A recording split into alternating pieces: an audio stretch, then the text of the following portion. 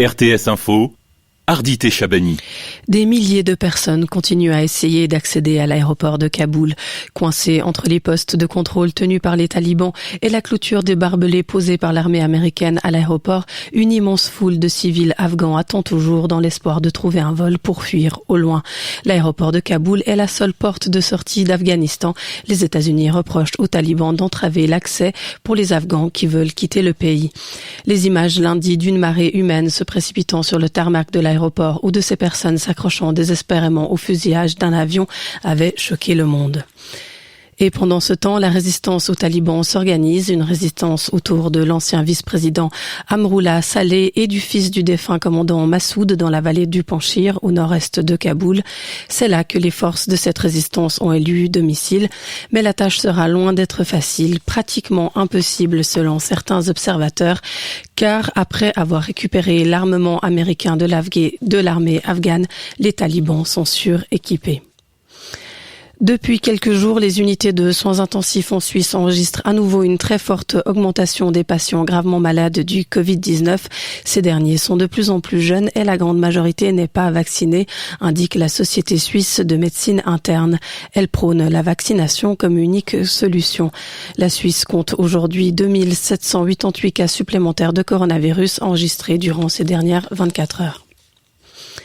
Les pompiers fribourgeois sont intervenus pour 2 incendies qui se sont déclarés mercredi, l'un à Châtel-Saint-Denis et l'autre à Grange-Paccot.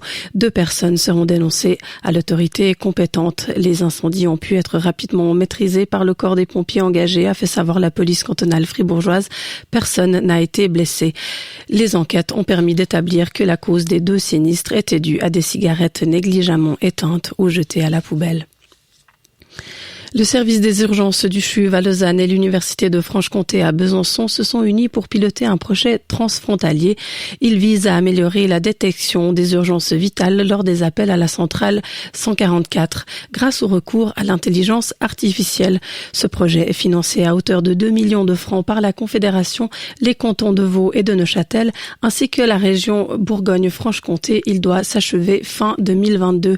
L'intelligence artificielle devrait pouvoir permettre de mieux utiliser les ressources à disposition.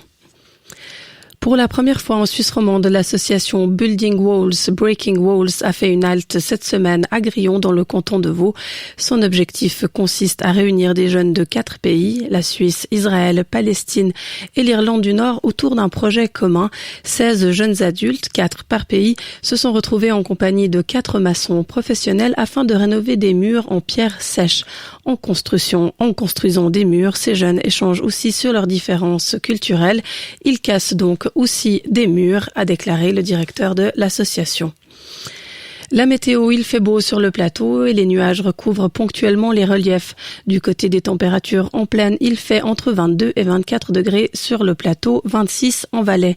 Vendredi et samedi, temps estival, bien ensoleillé et sec, température l'après-midi, 26 à 30 degrés. Dimanche, éclairci le matin, puis dégradation au fil des heures avec quelques averses.